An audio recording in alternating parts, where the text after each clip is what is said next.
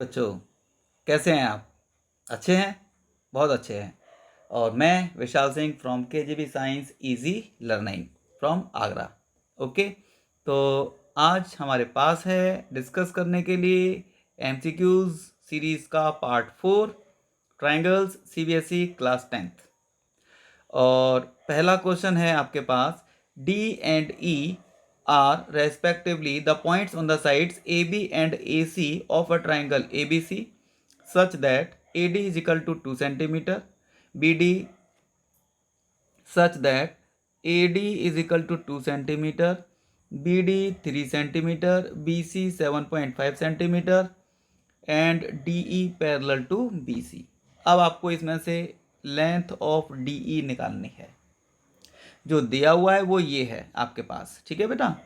तो इसके लिए हम सॉल्यूशन कैसे करेंगे इसका, देखिए ज़रा।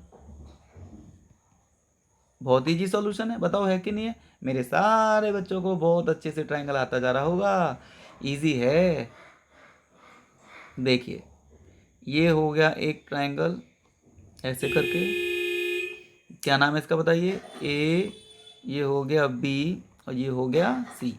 अब ये कहता है डी एंड ई, ये रहा देखो, D and A are respectively the points on the sides A B and A C. A B के ऊपर तो है डी, ठीक है, और ए सी के ऊपर है ई। इन दोनों को हमने कर दिया जॉइन, ठीक है, जॉइन कर दिया। तो ए डी 2 सेंटीमीटर है, बी डी ये रहा, बी डी ये रहा, बी डी 3 सेंटीमीटर है बेटा। बी सी ये रहा 7.5 सेंटीमीटर, यहाँ पर लिख दीजिए आप, है ना। अब ये वाली लाइन इस वाली के पैरेलल है। अब आपको डी ई की लेंथ निकालनी है, यानी कि ये वाली लेंथ निकालनी है।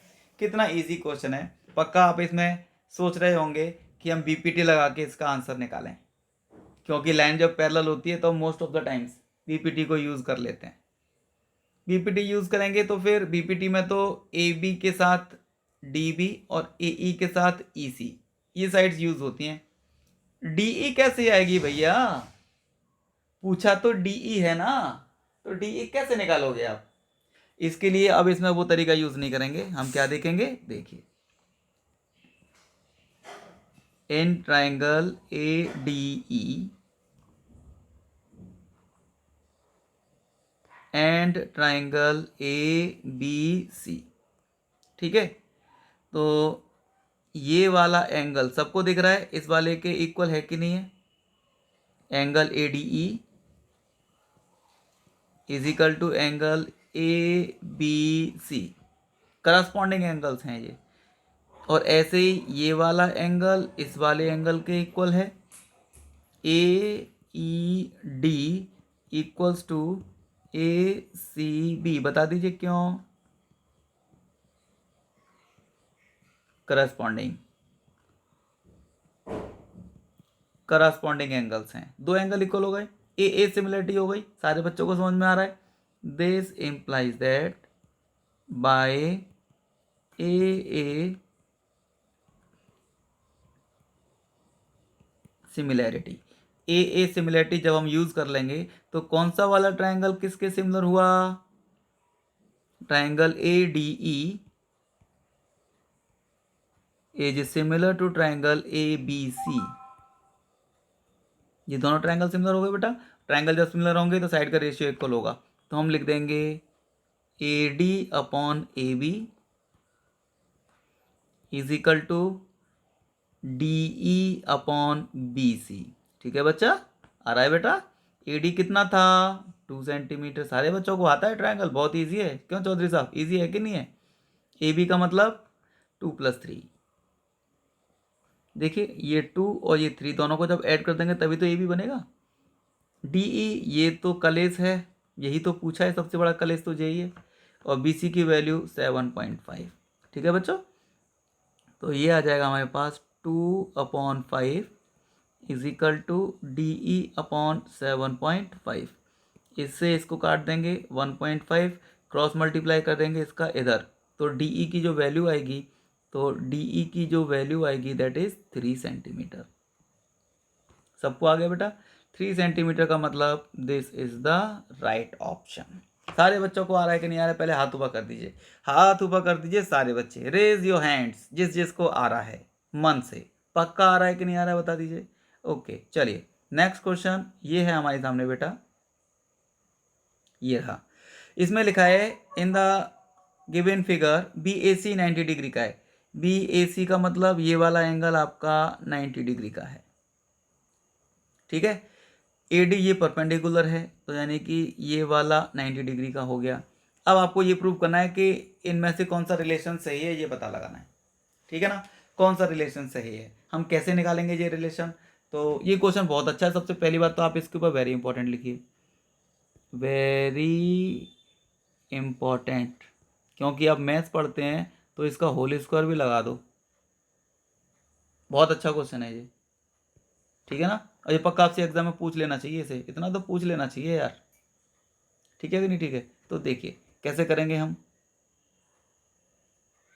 कैसे करेंगे इसको। आप मान लीजिए ये नंबर 1 एंगल है, ये नंबर 2 एंगल है, और ये वाला नंबर 3 एंगल है, ठीक है ना। तो ध्यान से देखिए, एंगल 1 प्लस एंगल 3 मिला के कितना होगा बता दीजिए? 90 डिग्री।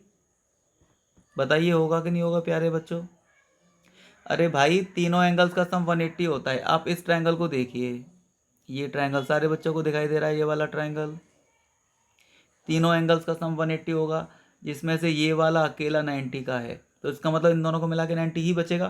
पहला प्लस दूसरा प्लस तीसरा, first angle second angle third angle मिला के 180 होता है। थर्ड वाला इसमें अकेला ही 90 का है, तो मतलब फर्स्ट वाला और सेकंड वाला, यानी कि ये वाला और ये 3 वाला एंगल मिला के 90 डिग्री होगा कि नहीं होगा? अच्छा, अब इधर देखिए, ये वाला एंगल 90 डिग्री का है, क्योंकि जो क्वेश्चन में दिया हुआ है जेरा भैया, जेरा दिया है कि नहीं दिया है? तो इसका मतलब एंगल नंबर 1 को और एंगल नंबर 2 को मिला के कितना आएगा बता दीजिए? 90 डिग्री ही आएगा। आएगा कि नहीं आएगा? अब देखिए ये भी 90 का है और ये भी सम 90 डिग्री का है, तो इसका मतलब हम एंगल 1 प्लस एंगल 3 की जो वैल्यू है वो angle number 1 plus angle number 2 के बराबर ही तो होगी।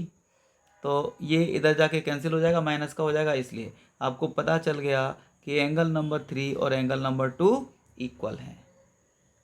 तो यानी कि ये वाला एंगल और ये वाला एंगल इक्वल हैं, ठीक है। ऑल्सो एक चीज़ और, एक चीज़ और, कौन सी चीज़ बता दीजिए? A D B, angle A D B equals to angle A D C. A D C 90 degree का है कि नहीं है? 90 डिग्री के हैं। तो देखो एक एंगल तो आपने ये इक्वल कर दिया और एक एंगल आपने ये इक्वल कर दिया, तो इसका मतलब ये हुआ कि ये दोनों ट्रायंगल सिमिलर हो गए by A similarity, by A angle angle similarity, by angle angle similarity triangle. बोलो कौन सा वाला बेटा? A B D triangle, A B D is similar to triangle किसके? किसके? ए के साथ क्या आएगा बता दीजिए? ए के साथ आएगा कौन सा बोलो? ए वाला चलो आपको नहीं पता चल रहा, छोड़ दो, बस है ना। वैसे ए वाले के साथ जे वाला एंगल आएगा, है ना। तो देखिए जरा क्या लिखेंगे, बी, बी का मतलब ये 3 वाला, इसके साथ कौन सा एंगल इक्वल किया था आपने? ये वाला, ये वाले के साथ ये वाला, तो इसका मतलब ए आएगा, बी के साथ ए आएगा। और जो डी वाला है 90 का, वो तो 90 का है, ये है ना। तो बचा कौन? सी ही तो बचा, है ना। ये हमने ट्रायंगल लिख दिए। अब ये ट्रायंगल सिमिलर हो गए तो पक्का इनकी साइड का रेशियो इक्वल होगा। तो साइड का रेशियो कैसे लिखेंगे? इक्वल ए बी के नीचे सी ए बी के नीचे सी इजिकल टू बी डी के नीचे ए डी,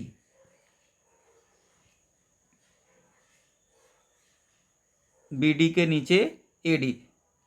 लेकिन आपको जो प्रूव करना है उसमें B C square A D square आ रहा है, तो आप इसका मतलब पहले चलो तीनों साइड का रेशियो लिख दो यार। पहले तीनों साइड आपको कैसे पता चलेगा कौन सा लिखना है? तो मैं तीनों का लिख दे रहा हूँ, है ना। मैंने ए बी के नीचे क्या लिख दिया? सी ए लिख दिया। बी डी के नीचे क्या लिख दूँ बता दो बेटा?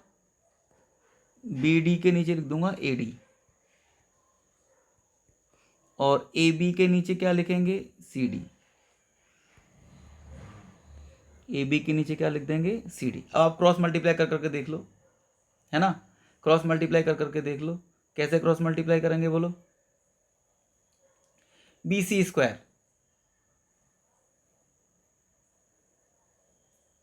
बी सी स्क्वायर की आपको वैल्यू निकालनी है। तो बी सी स्क्वायर कैसे निकालेंगे बता दीजिए। बी सी स्क्वायर का मतलब हुआ ये वाला, बी डी। सारे बच्चों को आ रहा है बेटा, यहाँ तक सबको आ गया? तो देखिए ज़रा, ये जो आपने ये सिमिलरिटी लिखी है इसको ज़रा दोबारा से लिख दीजिए, है ना। ए बी के नीचे तो सी ए लिखेंगे, और बी डी के नीचे ए डी लिखेंगे, और ए डी ये है ना first third, A D, A D के नीचे सी डी लिखेंगे, सी डी। तो इनके क्रॉस मल्टीप्लाई कर करके देख लो, इन दोनों का करके देखो, बी सी स्क्वायर नहीं आ रहा, इन दोनों का करके देखो, बी सी स्क्वायर नहीं आ रहा, है ना, लेकिन ए डी स्क्वायर आ रहा है। ए डी स्क्वायर आ रहा है मतलब ये वाला या फिर ये वाला रिलेशन आ जाएगा, चेक करके देखिए। तो इन दोनों का जब मैं क्रॉस मल्टीप्लाई कर दूंगा तो आंसर आ जाएगा बेटा A D square equal to B D into C D. तो B D into C D, तो C is the right option. बात समझ में आ गई कि नहीं आ गई सबको? सारे बच्चों को आता जा रहा है कि नहीं आता जा रहा है बता दीजिए। सारे बच्चों को आ रहा है, पक्का आ रहा है बेटा? ओके, पक्का। चलिए तनु दीदी, ढंग से आ रहा है कि नहीं आ रहा बताइए। तनु दीदी आप बहुत सारा पढ़ा करिए, और अपने स्कूल में ज़रूर एक रैंक रखा करिए, क्योंकि आप बहुत अच्छी बच्ची हैं। ठीक है तनु दीदी, ओके। चलिए नेक्स्ट बढ़ते हैं आगे वाले क्वेश्चन की तरफ। और आगे वाले क्वेश्चन है मेरे पास, the length of the diagonals of a rhombus are 16 centimetre and 12 centimetre, है ना। Then the length of the side of the rhombus is, length of the side of the rhombus is, rhombus की side की length कितनी होगी। Length of the diagonals of the rhombus are 16 and 12। मेरे पास है एक rhombus, पहले मैं rhombus बनाऊंगा भैया, देखो कितना अच्छा सा रोम्बस बना रहा हूं, ठीक है। ये रोमस हो गया, ये है ए, ये है बी, ये है सी, और ये है डी, है ना। The length of the diagonals of the rhombus are 16 and 12। ये डायगोनल 16 का हो गया, 16, और ये वाला डायगोनल 12 का हो गया, ठीक है कि नहीं? ठीक है, मान लीजिए ये किसी ओ पॉइंट पर इंटरसेक्ट करते हैं, ठीक है ना। तो लेंथ ऑफ द साइड, आपको ये साइड्स है ना, ये साइड्स, इनकी लेंथ निकालनी है। कितना इजी क्वेश्चन है, देखिए ज़रा। ए सी का मतलब 16 सेंटीमीटर, और दिस इम्प्लाइज दैट, अगर आप ओ ए की वैल्यू निकालेंगे तो हाफ हो जाएगी, 16/2 दैट इज 8 सेंटीमीटर। ऐसे ही जो दूसरा वाला डायगोनल था बी डी वाला, उसकी 12 सेंटीमीटर थी लेंथ, तो ओ बी की कितनी निकलेगी बता दीजिए। जो ओ बी निकलेगा वो बी डी का हाफ हो जाएगा, दैट इज 6 सेंटीमीटर हो जाएगा। ऐसा हम क्यों कर रहे हैं बता दीजिए, हाफ हाफ क्यों कर रहे हो सर, हाफ हाफ क्यों कर रहे हो सर? अरे यार 9th क्लास में आपने प्रॉपर्टी पढ़ी भी थी और प्रूफ भी की होंगी। Diagonals of a rhombus bisects each other at right angle, पढ़ा है कि नहीं पढ़ा है बता दीजिए। रोम्बस के जो डायगोनल्स होते हैं वो एक दूसरे को बाइसेक्ट भी करते हैं और राइट एंगल पर भी कट करते हैं।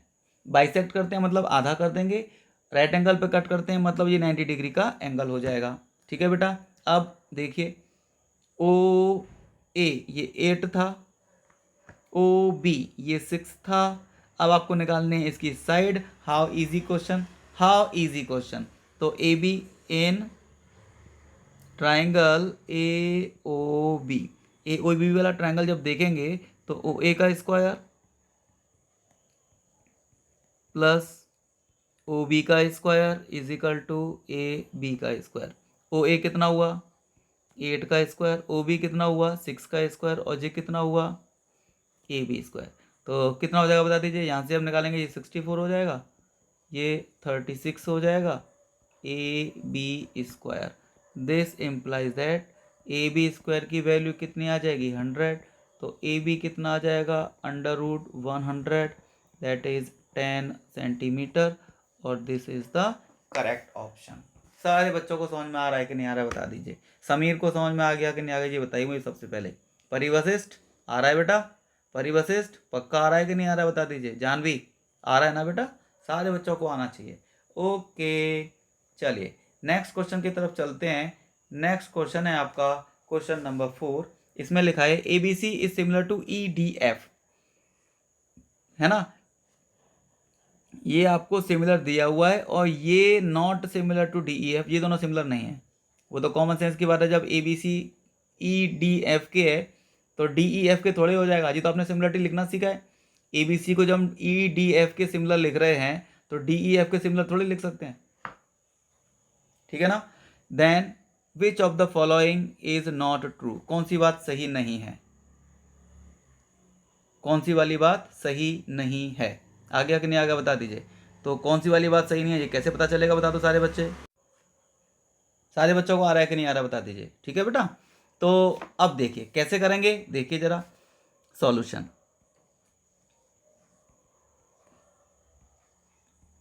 ट्रायंगल ABC सिमिलर था ट्रायंगल EDF, सिमिलरिटी लिखना बेटा, पहली दोनों के नीचे पहली दोनों, AB के नीचे ED, BC के नीचे DF और फर्स्ट थर्ड तो यहाँ पर फर्स्ट थर्ड, AC के नीचे EF, ठीक है। अब ध्यान से देखना, अब अगर मैं इन दोनों का क्रॉस मल्टीप्लाई कर दूं तो AB इंटू DF आएगा और इसकी वैल्यू AB इंटू DF कितना आएगा, AB इंटू DF की वैल्यू आ जाएगी, AB इंटू DF की वैल्यू आ जाएगी EDBC के बराबर। यानी कि ये वाला ऑप्शन तो सही लग रहा है मुझे, आपको भी लगना चाहिए।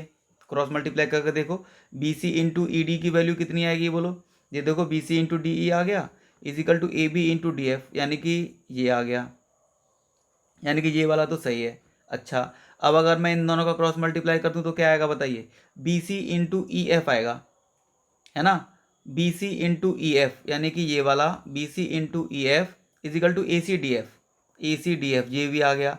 इन दोनों का क्रॉस मल्टीप्लाई कर दूंगा तो ये भी, यानी कि ये वाली बात भी सही है ना, है कि नहीं है, आ गया कि नहीं आ गया। अब अगर मैं इन दोनों का क्रॉस मल्टीप्लाई कर दूं तो इसका और इसका फिर कितना आएगा, फिर आएगा जी AB into EF equal to ED into AC, ठीक है ना।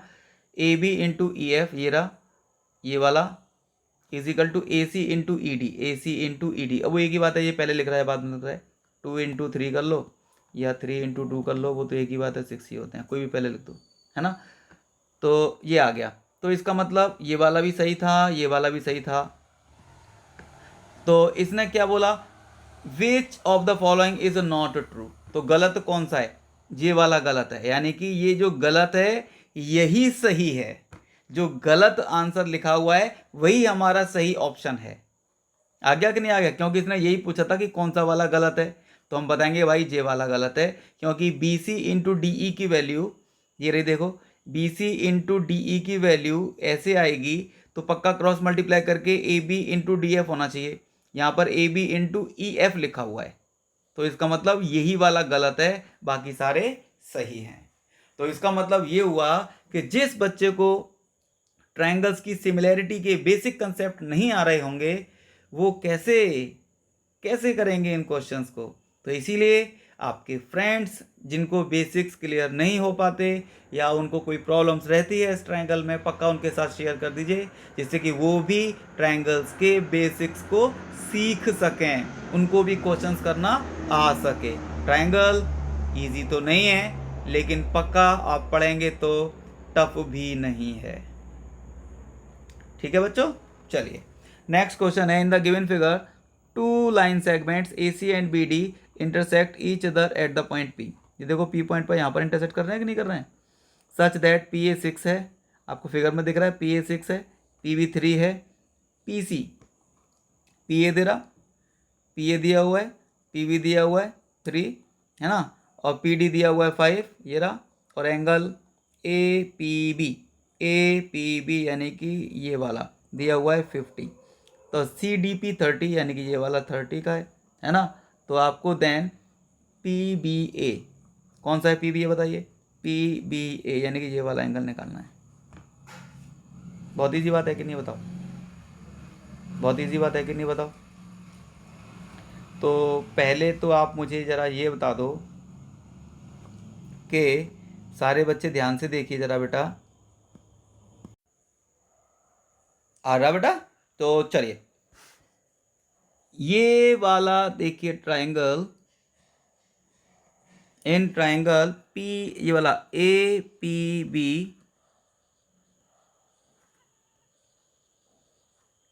एंड ट्राइंगल DPC, ये दो ट्राइंगल आपको दिख रहे हैं। तो देखना जरा, अगर मैं AP के नीचे PD लिख दूं तो कितना रेशियो आएगा? 6/5 आएगा, है ना। और ऐसे ही अगर BP के नीचे यानी कि इस वाली के नीचे PC लिख दूं, ये वाली यानी कि 2.5 PC, तो ये हो जाएगा 3, 2.5, पॉइंट को हटाइए, 0 लगाइए, 5 6 जा 5 5 जा, ये दोनों वैल्यू इक्वल आ रही है ना। तो इसका मतलब ये हुआ बेटा, इसका मतलब क्या हुआ बता दो? इसका मतलब ये हुआ कि AP upon PD, AP upon PD की वैल्यू BP अपॉन PC के बराबर है, यानी कि 6/5 है। तो दो साइड का रेशियो इक्वल हो गया। और ये एंगल तो सबको पता है इक्वल होता है, कौन सा वाला? APB इक्वल हो जाएगा किसके बोलिए? DPC वर्टिकली ऑपोजिट एंगल्स हैं ये, ठीक है ना, वर्टिकली अपोजिट एंगल। हितेश समझ में आ रहा है बेटा? हितेश समझ में आ रहा है? जल्दी बता, पक्का? गीता आ रहा है कि नहीं आ रहा है बेटा?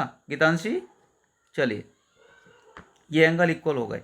तो आपको अच्छे से पता है कि दो साइड का रेशियो, यानी कि इस वाली साइड का इस वाली साइड के साथ, इस वाली साइड का इस वाली साइड के साथ रेशियो सेम है, और वर्टिकली अपोजिट एंगल्स भी सेम है। तो ये SAS सिमिलरिटी हो गई, SAS सिमिलरिटी। तो कौन कौन से ट्रायंगल सिमिलर हो गए बोलिए?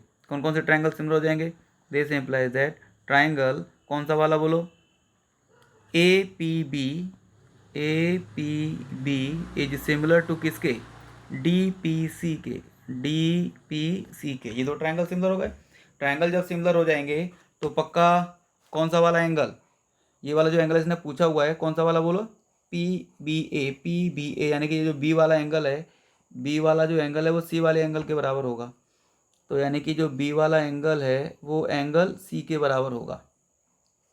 ट्रायंगल जब सिमिलर होते हैं तो करस्पॉन्डिंग एंगल इक्वल होते हैं ना, ये वाला इसके बराबर होगा। तो इसका मतलब बी वाला एंगल निकालने के लिए आप केवल सी निकाल लो। तो सी कैसे निकलेगा? देखिए ये तो 30 का है ही है एक, तो इस वाले ट्रायंगल को देखना, इस वाले ट्रायंगल को दिख रहा है, ये वाला ट्रायंगल, ये ट्रायंगल दिख रहा है, एक तो इसमें 30 का है ही है, ये वाला 50 का होगा वर्टिकली अपोजिट, और प्लस का रह गया कौन सा बता दीजिए? सी।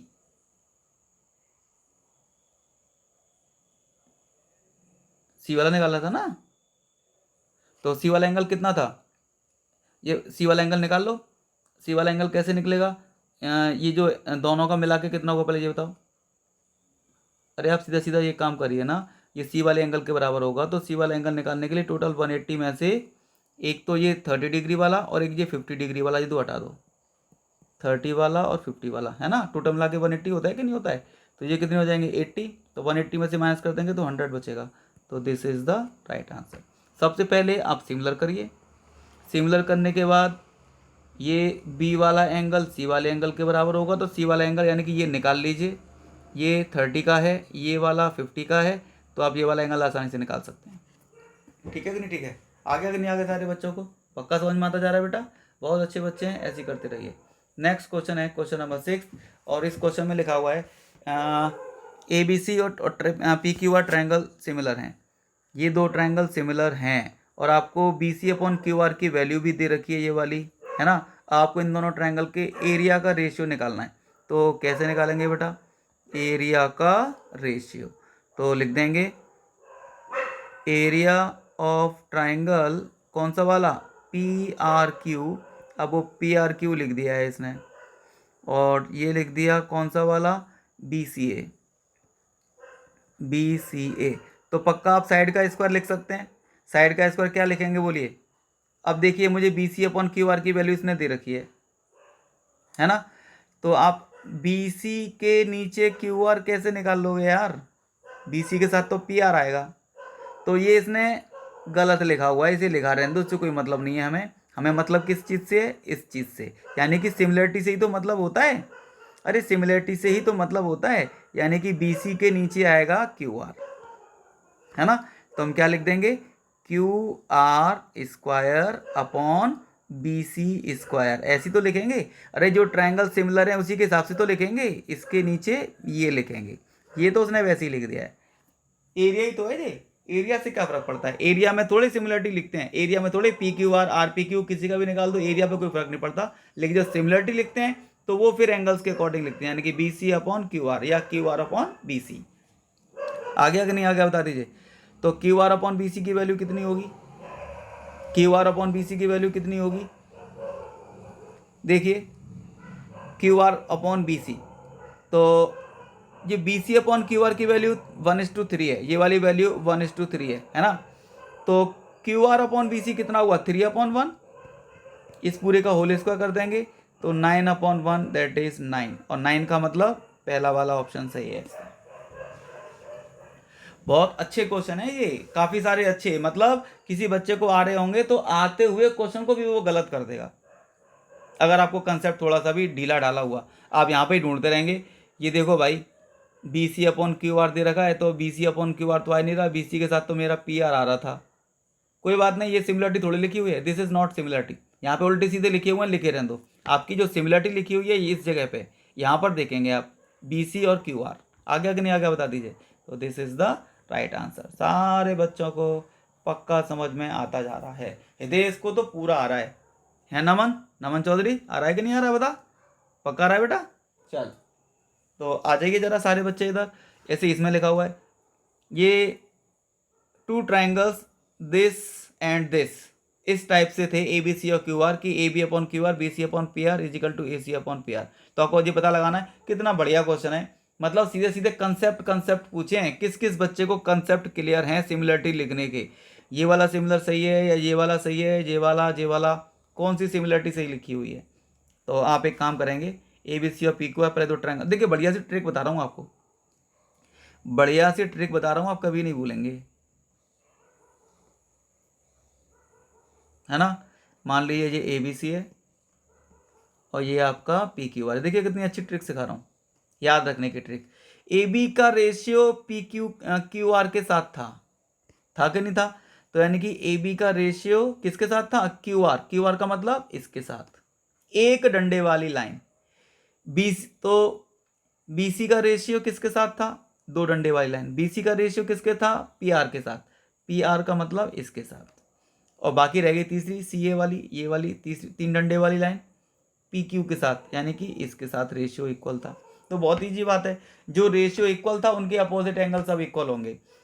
इस वाली का एक डंडे वाली लाइन ए बी और इधर एक डंडे वाली लाइन क्यू आर, तो ए बी का अपोजिट एंगल यानी कि ये, और क्यू आर का अपोजिट एंगल यानी कि ये इक्वल होगा।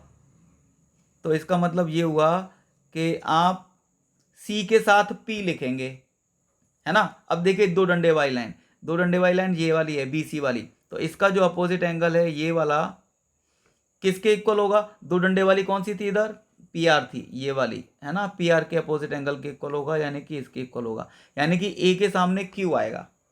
ऐसे ही इसमें तीसरी बार तीन डंडे वाली लाइन ए सी है, तीन डंडे वाली लाइन कौन सी बता दीजिए, ए सी है, तो ए सी का जो अपोजिट एंगल है यानी कि ये वाला किसके बराबर होगा, तीन डंडे वाली इसके अपोजिट यानी कि इसके बराबर होगा। बात समझ में आई कि नहीं आ गई। तो इसका मतलब अगर मैं ट्राइंगल ए बी सी लिख दूँ, है ना, अगर मैं ट्राइंगल ए बी सी लिख दूँ तो ये किसके सिमिलर हो जाएगा बता दो, ए के साथ दो डंडे वाला यानी कि क्यू आएगा, और बी के साथ तीन डंडे वाला यानी कि आर आएगा, सी के साथ एक डंडे वाला यानी कि पी आएगा। अब देखो ये कहीं लिखा है क्या, ए B C, A B C ये रहा, ये लिखा हुआ है बी वाले में, ए बी सी आ रहा है क्यू आर पी के बराबर, तो A B C Q R P यानी कि ये तो गलत है ना। अच्छा बी सी ए लिखेंगे, तो अगर हम बी सी ए लिख देंगे, पहले चेक कर लो, है ना, कौन सा वाला चेक कर रहा हूँ मैं इस समय बताओ, बी सी ए वाला, बी सी ए वाला कौन सा है? ये वाला, थर्ड वाला चेक कर रहा हूँ, थर्ड वाला है ना, इस थर्ड वाले को चेक करिए। अगर मैं बी सी ए लिख देता, अगर मैं बी सी ए लिख देता तो इधर क्या लिखना पड़ता मुझे? बी का मतलब बीच वाला, तो बीच वाला यानी कि आर। सी का मतलब कोने वाला, कोने वाला, सी का मतलब कोने वाला, कोने वाले का मतलब पी, और लास्ट में क्यू। तो ये होता B C A R P Q के बराबर। ये रहा बी सी ए, इसमें इसने क्यू पी आर लिख दिया है, इसका मतलब ये भी गलत हो गया, है ना। अगर मैं सी ए भी लिख दूँ तो, ये सी ए भी अगर लिखूँ तो किसके बराबर आएगा? अब सी ए भी लिख के देखो, ट्राइंगल सी ए बी लिख दूंगा तो किसके बराबर आएगा बताइए? सी का मतलब एक डंडे वाला, ये रहा, तो एक डंडे वाला पी आएगा, है ना। और ए का मतलब दो डंडे वाला, इधर दो डंडे वाला क्यू है।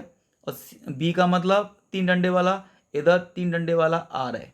तो P Q R similar to C A B, ये पी क्यू आर, ये आ गया सही, ये सही है। देखिए सी ए बी ये रहा, और पी क्यू आर वो ये लगा हुआ, यानी कि first option is the right option.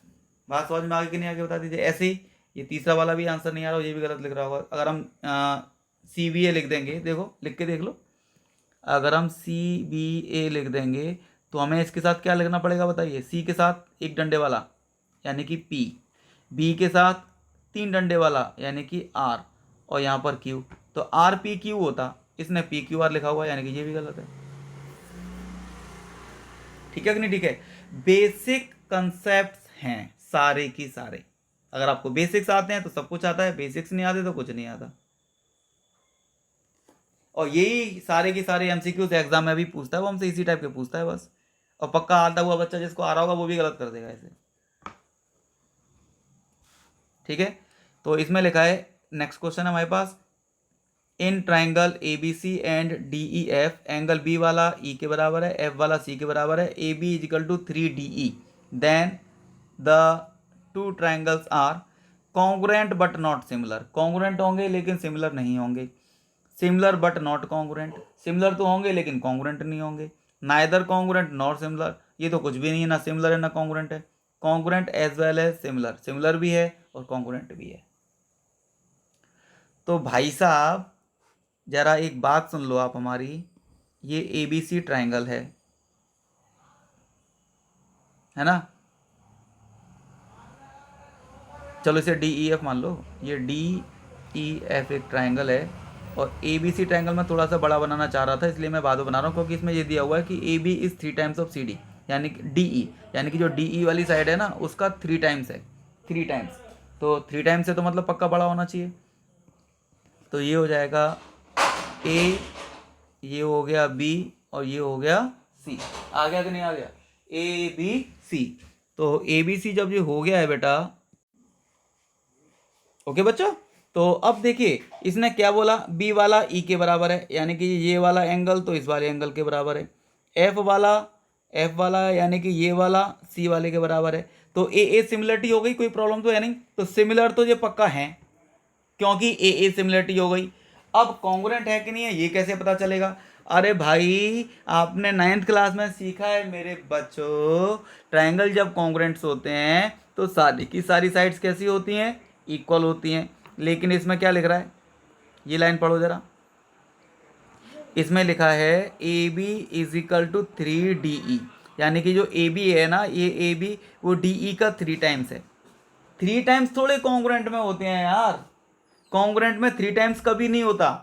इसका मतलब ये सिमिलर हैं बट कॉन्ग्रुएंट नहीं है। These are similar but not congruent, that is option number B.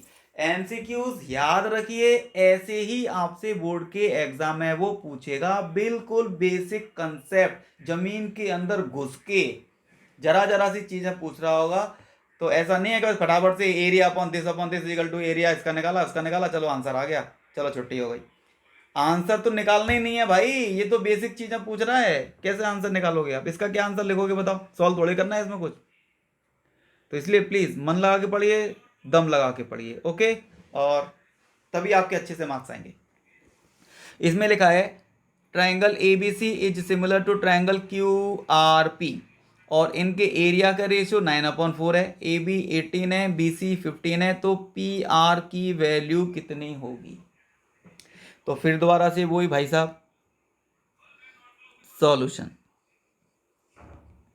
एक तो आप ट्रायंगल बना लीजिए ABC, ऐसे करके। सबको आ रहा है कि नहीं आ रहा है? ध्यान से देखते जाइए बच्चों प्लीज, ये बहुत अच्छी चीजें हैं, मतलब बिल्कुल बेसिक्स हैं ट्रायंगल्स के। जब तक ये नहीं आएंगे तो ट्रायंगल तो कभी आने वाला है ही नहीं है। ये PQR ट्रायंगल हो गया, ठीक है। अब क्वेश्चन नहीं बोला, ये मैं कुछ नहीं कर रहा, दोनों सिमिलर हैं। This triangle is similar to this triangle. बात समझ में आ गई सबको? बात समझ में आ गई। अब कहता है कि भाई साहब ABC का area, area of triangle ABC, ये आपको क्वेश्चन में कंडीशन दे रखी है, ठीक है कि नहीं? ठीक है। BC 15 दिया हुआ है, यानी कि ये वाला 15 सेंटीमीटर का है। तो आपसे इसने पूछा है PR, यानी कि ये वाला। आ गया कि नहीं आ गया बता दीजिए। तो दो ट्रायंगल जब सिमिलर होते हैं, दो ट्रायंगल जब सिमिलर होते हैं तो उनके एरिया का रेशियो कितना होता है बता दीजिए। आपको सबसे पहले तो आप ये देखिए जरा कि आपको जो ट्रायंगल सिमिलर दिए हुए थे वो कौन कौन से थे। ABC is similar to triangle QRP, QR और ये P। अब क्योंकि ये ट्रायंगल सिमिलर हैं, ये रे देखो सिमिलर है कि नहीं है? सिमिलर है। ट्रायंगल जब सिमिलर है तो उनके एरिया का रेशियो कितना होगा? Area of triangle ABC upon area of triangle QRP, बोलो कितना होगा बता दीजिए। साइड के रेशियो के बराबर। और साइड कौन सी लिखेंगे आप? AB और BC, ये तो क्वेश्चन में दे रखी है। और PR आपसे पूछी है, तो PR यानी कि ये वाली पूछी है, तो पक्का आप BC स्क्वायर अपॉन क्या लिखेंगे बता दो? BC square upon RP square, ऐसी तो लिखेंगे। लिखेंगे कि नहीं लिखेंगे बताइए? ऐसे तो लिखेंगे BC square upon PR square या RP स्क्वायर, ठीक है कि नहीं? ठीक है। तो अब area of triangle ABC upon QRP, ABC upon QRP, ये आपको वैल्यू दे रखी है यहाँ पर, कितनी दे रखी है बता दो बेटा? 9/4 दे रखी है। इसको हम लिख सकते हैं BC अपॉन RP का होल स्क्वायर। तो इस पर अंडर रूट लगा देंगे तो ये आ जाएगा 3/2, और ये हो जाएगा BC अपॉन PR या RP, है ना? तो 3/2, BC कितना था? 15, RP कितना था? ये इसने पूछा है हमसे, है ना? इससे इसको काट देंगे, ये 5 टाइम्स कट जाएगा, क्रॉस मल्टीप्लाई कर देंगे तो 10 आ जाएगा, है ना? तो इसका मतलब RP की वैल्यू कितनी आ जाएगी मेरे बच्चों? 10 सेंटीमीटर आ जाएगी। तो 10 सेंटीमीटर कौन सा था बता दो? ये वाला था। आ गया कि नहीं आ गया?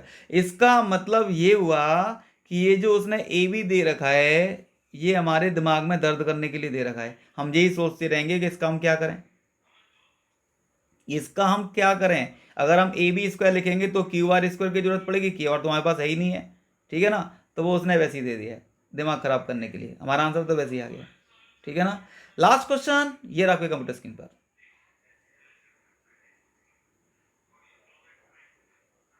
लास्ट क्वेश्चन ये रहा आपके कंप्यूटर स्क्रीन पर, और इसमें लिखा है बच्चों, क्या लिखा है जरा बता दो मुझको। If in triangles ABC and DEF, ये दो साइड का रेशियो आपको इक्वल दिया हुआ है। If then they will be similar when, कौन सा एंगल इनमें से इक्वल होना चाहिए? कितनी बेसिक चीज है, सिमिलरिटी पूछी है बस। सिमिलरिटी पूछी है कि नहीं पूछी है? तो बेसिक कंसेप्ट ही पूछे हैं। लॉन्ग क्वेश्चन तो हमारे एग्जाम में आएंगे ही नहीं, लंबे चौड़े 2-2 पेज वाले। 1 नंबर का MCQ पूछेगा वो 1-1 रुपए 1-1 रुपए 1-1 रुपए। तो देखो जरा, ये हो गया ABC एक ट्राइंगल,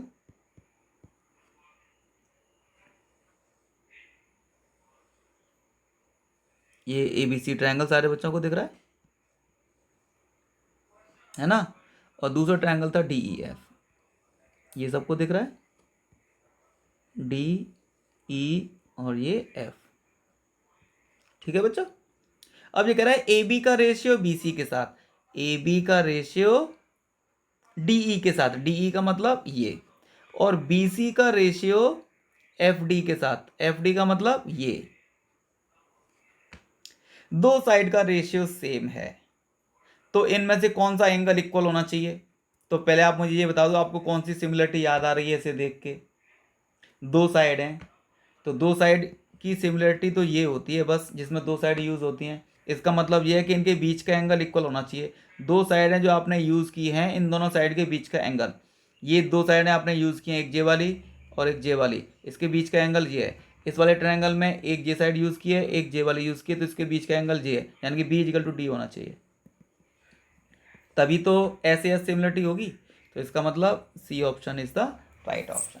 किस किस को बहुत अच्छे से सिमिलरिटी समझ में आ गई है बच्चों? बहुत अच्छी बात है, सिमिलरिटी सिखाई है आज के दिन, बिल्कुल बेसिक कंसेप्ट सिखाए हैं, पक्का सारे के सारे इंपॉर्टेंट बहुत ज़बरदस्त वाले क्वेश्चंस हैं। आपको आ गए कि नहीं आ गए मुझे ज़रूर बता दीजिए कमेंट बॉक्स में लिखकर।